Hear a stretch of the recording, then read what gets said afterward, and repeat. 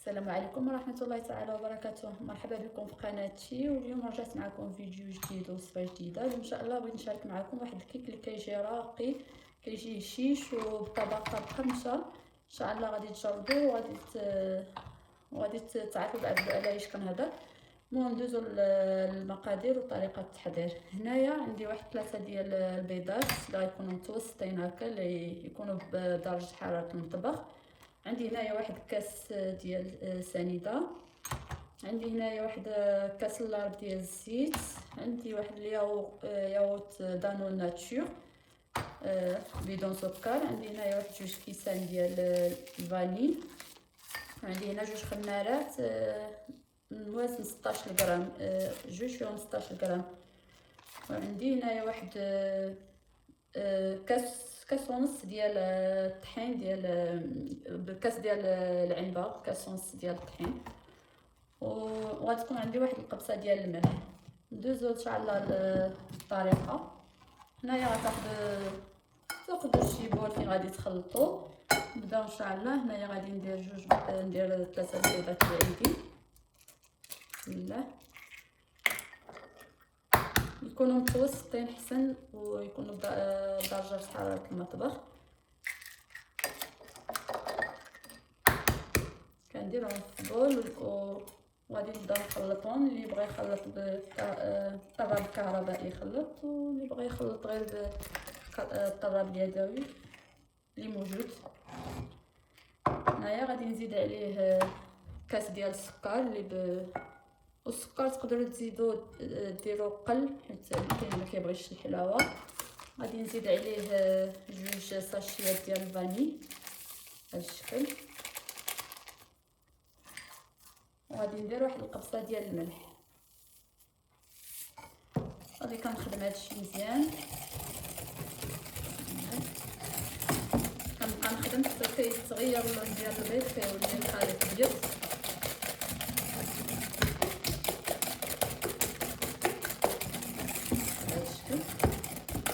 كنستمر بحال هكا حتى كيتغير لي اللون ديال البيض، اللون ديال البيض يولي ابيض.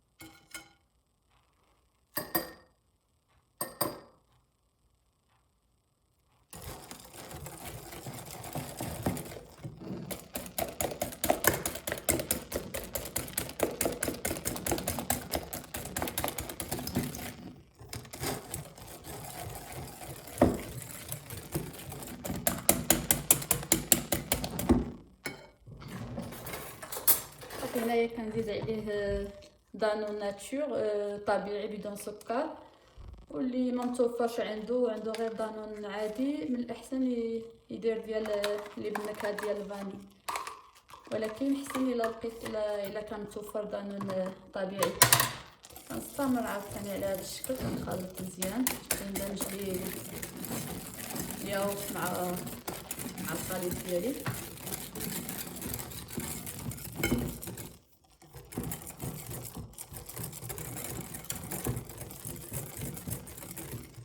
هنايا كنضيف الزيت بشويه بشويه وميمتو انا كنخلط.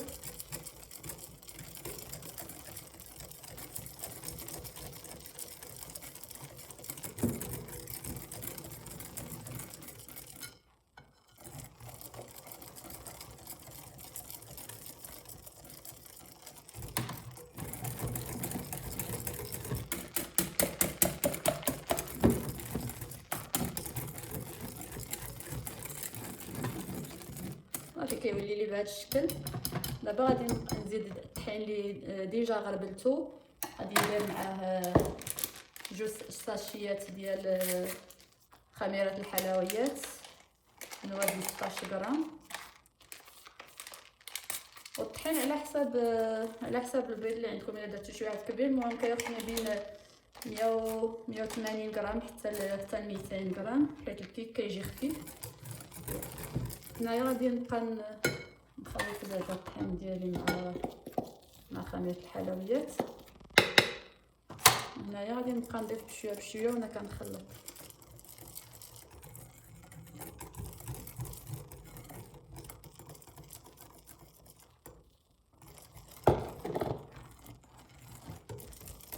كما كتشوفوا على هذا الشكل.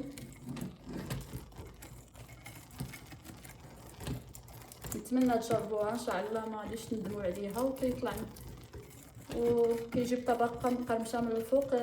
من بعد نوصلوا للمرحله ديال التزيين ديالها باش تشوفوا الطبقه الفوقانيه كيفاش كتجي من بعد ما يفرد لنا الكيك ديالها.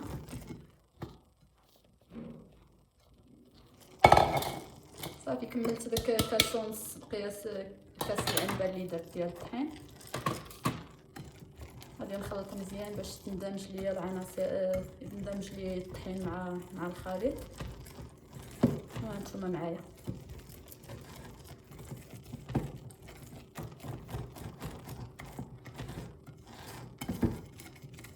صافي انا كنستمر هكا حتى كنخلط مزيان.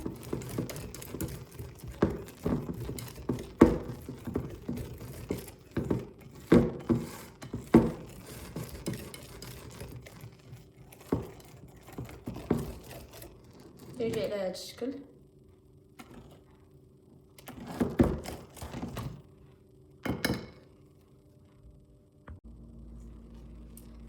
صافي هنايا ناخذ المول ديالي على هذا الشكل. الاحسن يكون هذا اللي كيتحل من الجناب، اللي درت له هذا بابي كويسون. وباش الكيك ديالنا يطلع مزيان خاصنا ندهنوه.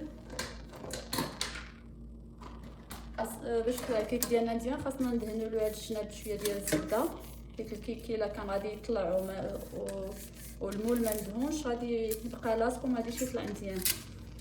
هنايا فرشت له ورق الطبخ، وهنايا دهنته بشويه الزبده باش يبقى الكيك ديالنا يتنفخ ويطلع. وغادي ندير معاه شويه ديال الطحين على هذا الشكل اللي غادي ندوزو كاع في الجناب.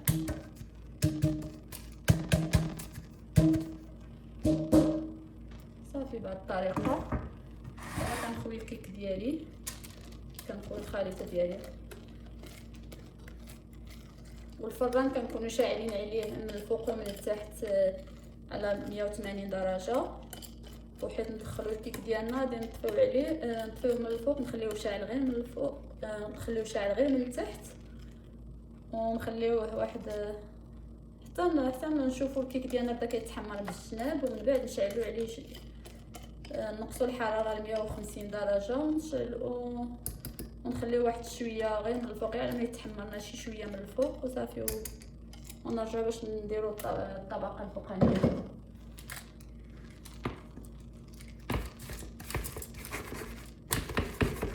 صافي انا الكيك ديالي درتو هكا كما كتشوفوا. غادي ندخلو للفران اللي شعلتو هادي واحد 5 دقائق من الفوق ومن التحت 180. ودابا غادي ندخلتو للفران وغادي نخليه حتى يبدا يتحمر لي من الجناب. وغادي نشعل عليه من الفوق. وهنا من بعد ما تبقى لي واحد 15 حتى 10 دقائق للكيك ديالي باش يوجد، غادي نجيو المقادير ديال الطبقه اللي غادي تجي من الفوق. هنايا عندي 150 ديال لوز ايفيلي على هذا الشكل، 150 غرام. عندي غادي نحتاج 3 المعالق كبار ديال العسل، 3 المعالق كبار ديال السكر سنيده. وغادي نحتاج كريمه سائله، واللي ما متوفرش عنده كريمه سائله يقدر يعوضها بدانون طبيعي او ناتشور. ومن الاحسن الا كانت القشده السائله اللي ما كانتش متوفره عنده يقدر يدير دانون طبيعي. دابا غادي ناخذوا المقله ديالنا اللي غادي نديروا فيها 150 غرام ديال الفيلي، اللي غادي نزيد فوق منها 3 المعالق كبار ديال سنيده بهذا الشكل. وغادي نزيد عليها 3 ديال المعالق كبار ديال العسل. كتجي طبقه مقرمشه لذيذه زوينه بزاف، غتجربوها ما غاديش تندموا عليها. اللي تعجبكم بزاف كتجي كيجي هذا الكيك راقي.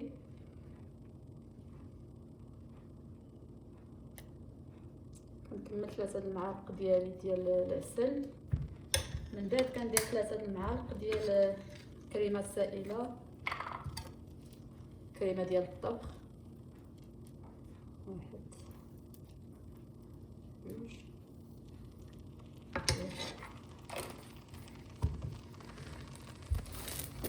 هنايا كنديرها فوق النار وكنبقى نحمر فيها على ما كيتحمر لي اللوز ديالي على نار مهيله باش ما يتحرق لكمش اللوز افيلي.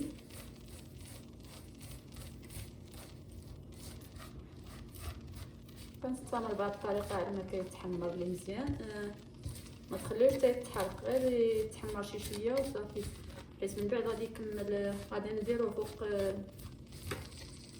نديرو فوق الكيك ديالنا، وغادي نعاودو ندخلوه واحد شويه للفران باش يشد راسو مع الكيك.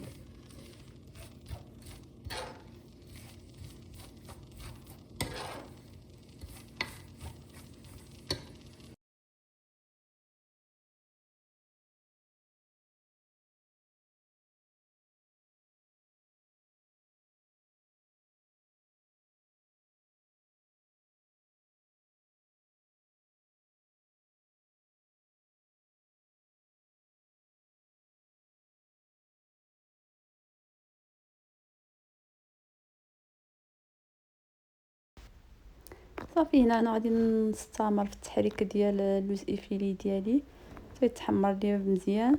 ما خصوش يتحرق حيت فيه شي حبيبات صغار اللي كيقدروا يتحمروا، ماشي مشكل. هو ما خصوش يتحمر بزاف. انا غنستمر بهذا الشكل كما كتشوفوا.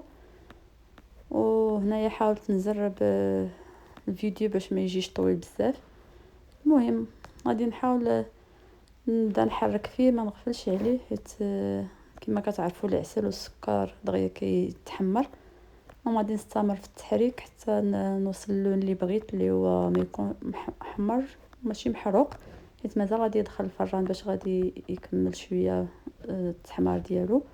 وغادي نستمر انا بهذه الطريقه حتى نوصل اللون اللي بغيت، وانتم معايا.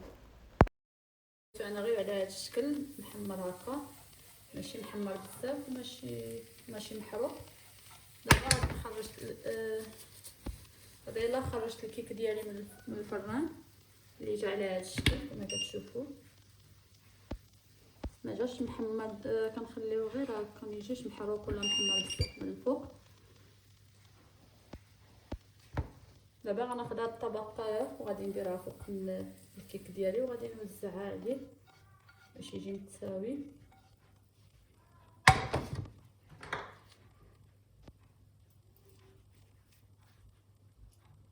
جربوها ان شاء الله غادي تعجبكم، متاكده غادي تعجبكم. كتجي طبقه مقرمشه غزاله مع الكيك.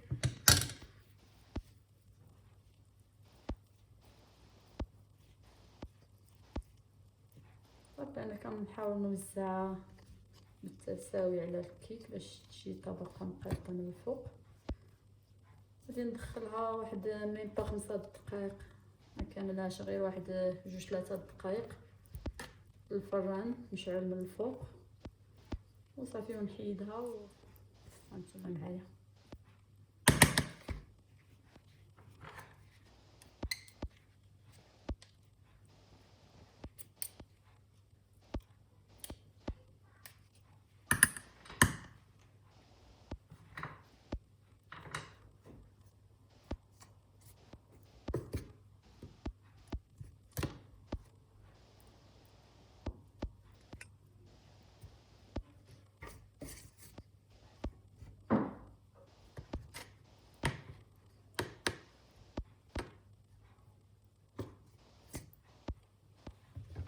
صافي هكا كتجي الطبقه ديالي، غادي نردها للفران ونتلاقاو من بعد.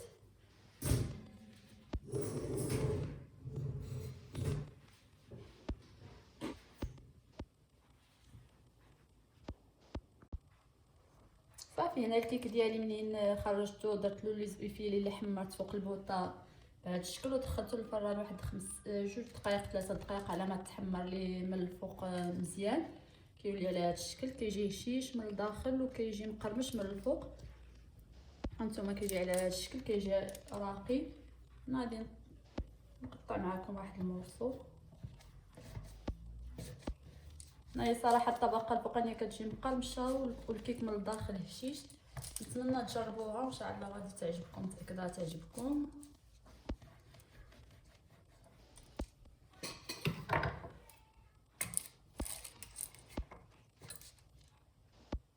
الكيك كيجي على هذا الشكل كما كتشوفوا، كيجي مقرمش وزوين. نتمنى تجربوه ويعجبكم، وخليو لي شي تعليق وقولوا لي كي جاكم. ومن بعد واللي ما مشترك في القناه نتمنى يشترك. هانتوما الكيك كيجي زوين غزال من الداخل، تذوقوه وكنقدموا لكم الصحه والراحه. ونتلاقاو في فيديو جديد ووصفه جديده ان شاء الله، ونخليكم على خير. سلامه.